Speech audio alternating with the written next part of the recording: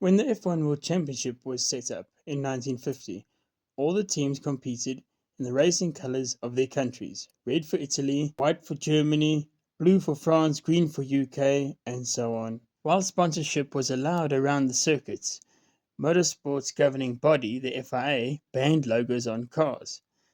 However, this was all about to change at the non-championship Rhodesian Grand Prix in Bulawayo on the 3rd of December 1967.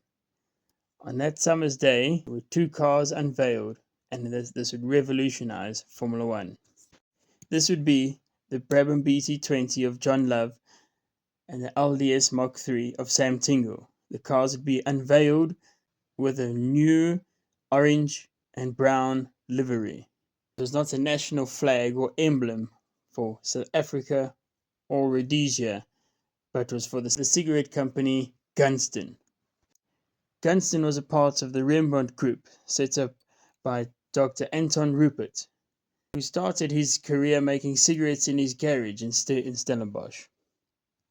His company became a market leader in South Africa. However, in the mid-1960s, Gunston were looking to attract a rather more positive publicity. And at this time, South Africa had its very own domestic Formula One championship. Therefore, Team Gunston Formula One team was formed. On race day at the Rhodesian Grand Prix, Team Gunston was to have instant success as John Love went on to win the race, although Sam Tingle had spun off and retired. After this race, the attention then immediately turned to the full South African Formula One Grand Prix merely 4 weeks later on New Year's Day in 1968. In the event, Love qualified 17th, but finished only 9th, 5 laps down on the leaders. But while Team Gunston might have not garnered international fame, there were some people in the F1 paddock paying very close attention, and one in particular was Lotus's very own Colin Chapman. Lotus had scored a 1-2 that day in South Africa, with Jim Clark winning the race, coming in nearly 30 seconds ahead of teammate Graham Hill. But alongside this, Chapman was thinking about the cars that had finished in 9th in the orange and brown Team Gunston colours. At the time, there was a funding crisis in the sport. Oil giants such as BP and Shell had withdrawn from Formula One. While Firestone had stopped supplying free tyres due to the shortfall, the FIA lifted their outright ban on sponsorship. 3 weeks later, Jim Clark was racing again in the Lotus in the Tasman Series, the Australian version, South Africa's domestic F1 championship.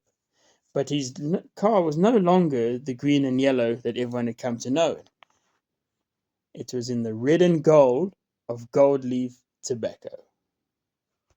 It was not a smooth start for Lotus's new colours. The Tasman Series organisers were shocked and asked the Lotuses to be repainted.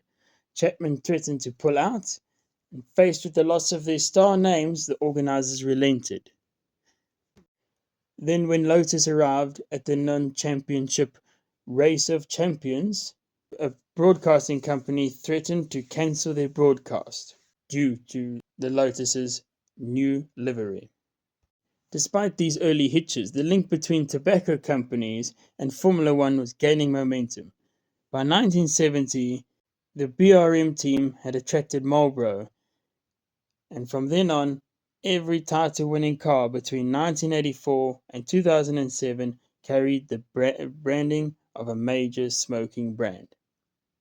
Team Gunston had carried on in South Africa, racing in the domestic Formula One series, some international events, and sponsored cars such as a Porsche 917, Lola T70, and so on. By 1989, there was no more Team Gunston on the starting line. The pioneers of racing car sponsorship had only enough money to take part in one World Championship race a season, their home one. Their last lap was in 1975 when they finished 11th and 13th. Team Gunston continued in other categories of motorsport until 1982, but the F1 days had ended after 7 races and 0 points. But they had paved the way for a revolution in branding, color, and money that lasts to this day.